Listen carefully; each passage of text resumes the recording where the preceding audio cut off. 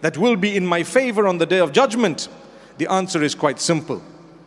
There is a difference between istighfar and tawbah. Istighfar is to seek the forgiveness of Allah, whereas tawbah is to change your life such that all your deeds after that become within the obedience of Allah.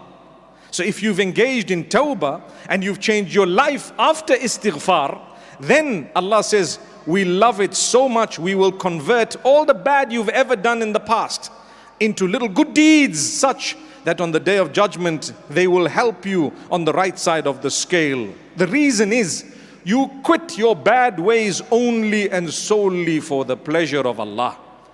When you quit your bad ways for the pleasure of Allah, the love of Allah is dominant. Allah Almighty will give you beyond measure, because Allah is the most honoring, and Allah Almighty is the most merciful, the most kind, the most compassionate.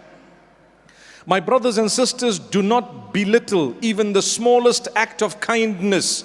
It will come to you to help you on the day of judgment.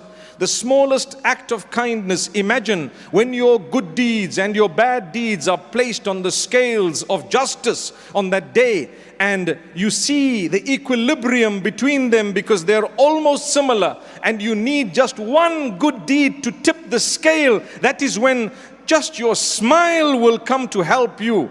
And imagine if it comes onto the right side of the scale, how excited you would be to see that ultimately I won, and mashallah, the right side of the scale was heavier, and Allah granted me forgiveness through His mercy and Jannatul Firdaus.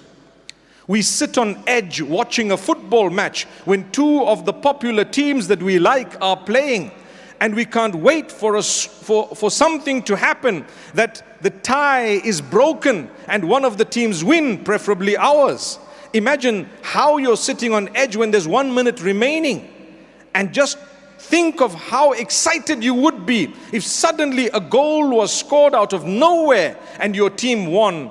My brothers and sisters, that's a very cheap example, but it brings things closer to our minds. Imagine watching your scale of deeds and you know, this is actually mine. And then out of nowhere, there is a good deed that comes along that you did, as small as it was, and guess what? You won. You won. So this is why I say, do not belittle any good deeds. They may come to your help on the day of judgment. And remember, do not belittle the bad deeds either, because they may come and cause your loss on the same day. And therefore, people who swear, who are vulgar, who backbite, who slander, who want to make life difficult for others, who turn away from their duties unto Allah, who couldn't be bothered about their meeting with Allah, they are at loss. Because one thing for certain is, I'm going to meet with Allah. I'm going to meet with my Maker. I'm going to die one of the days. May Allah have mercy upon those who've passed on from our families. May Allah have mercy upon those who've passed on from the ummah.